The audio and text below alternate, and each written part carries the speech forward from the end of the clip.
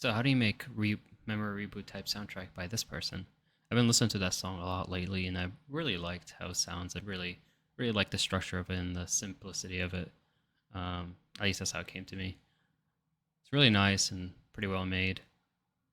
So I kind of made something like it, just to make my own version of it, or not of it, but make my own version, kind of from the same style. And the most noticeable thing about that song is the bass, right? I have two bass right here. One is like a pluck, and the other one's like a longer version bass. Here's how that sounds.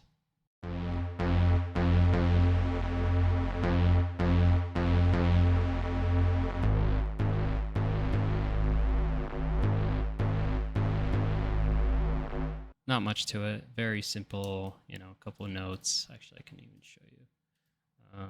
Just the usual. It doesn't sound that good, but when you put it with the rest, it really makes it sound nicer. And this one we got a pad.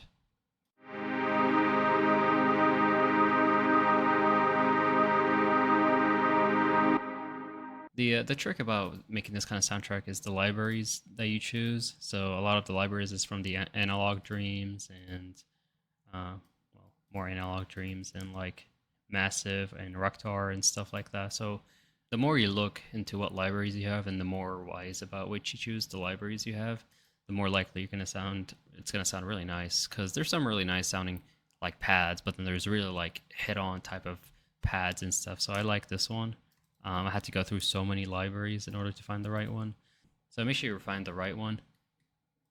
It's the moral of the story. And the drums of this song is not literally nothing. Like, it's not much.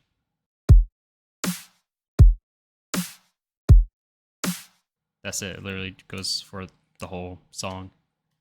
I didn't add, usually for this kind of soundtrack, reverb would be added, but I added reverb to the secret sauce. So if I had a reverb right now and then added a reverb to the secret sauce, then it wouldn't sound good. It would just sound too much reverb on it. So, and then we just got shakers and hi hats.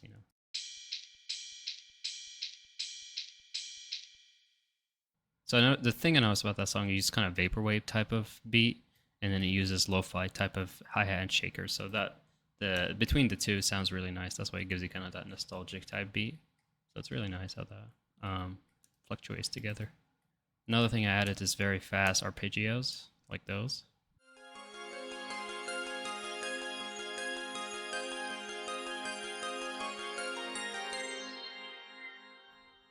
So that goes on for the same thing. Just the only thing to keep in mind about those is just make sure they're going fast, and then make sure you're kind of making up a melody with it. You're just not like if you just add just those notes, it really doesn't add too much to it. So just make sure you add any kind of melody at the top. And then a lot like pretty much the last thing is another pad that sounds nice too.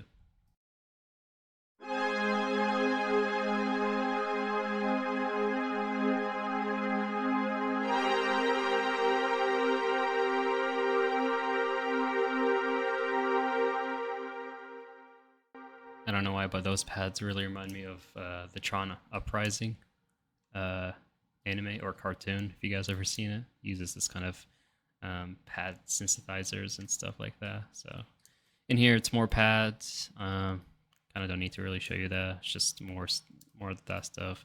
And then in here, it's more arpeggios, just different in a different library.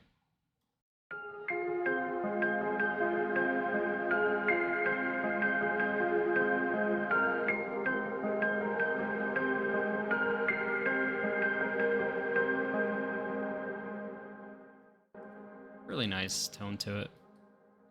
And then, as you can see, this is the lead right here. My suggestion for the lead is make sure you use like a kind of annoying one. That's the best way to describe it, is a loud one and an annoying one. But if you mix it decently, then it sounds really good. So, like I said, I used, I think I said it, I used like a long one and like a plucky type of. Um, Actually, I lied.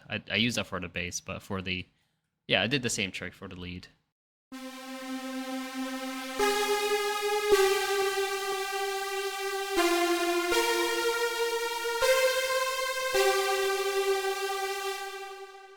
Now, let's say you have all this, right? Here's how that sounds.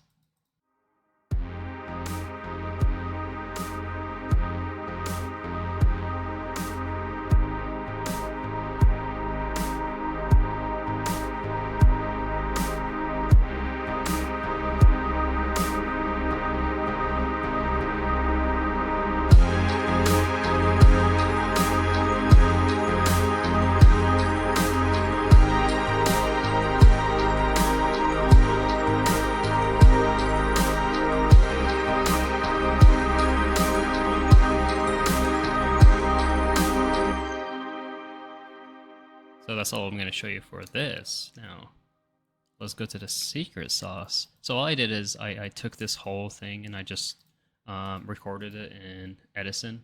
So I took this whole thing, I just brought it into Edison, and then I recorded it, as you can see. And then all I did was I duplicated it, right? And then I stretched it out by half, if that makes sense. I don't know if this does give you an idea, maybe. Um, Technically, just try to find the the sweet spot is what I'm trying to say. So this is extended, obviously. So it's a WAV file, so you're not losing any quality. All you do is just slow it down, and it gives you a really, really nice mood and a really nice tone to it. And then once you find the sweet spot, all you got to do is just add it to a mixer anywhere, and then add a reverb to it, like a very heavy one.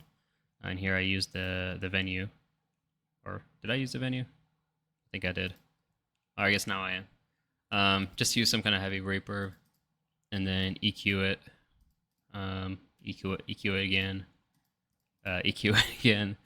So just make sure because when you slow things down, it tends to bring out things that you don't want, like very high tones or the very low tones that you don't want. The weird thing is it brings out also very high tones. You would think it wouldn't, but it does in some cases. Like this one, it did. There's some like weird scratching, so I had to kind of EQ that out, best of my ability. So you can add more to it as you'd like, but this is good enough for me. And yeah. So here's the actual song.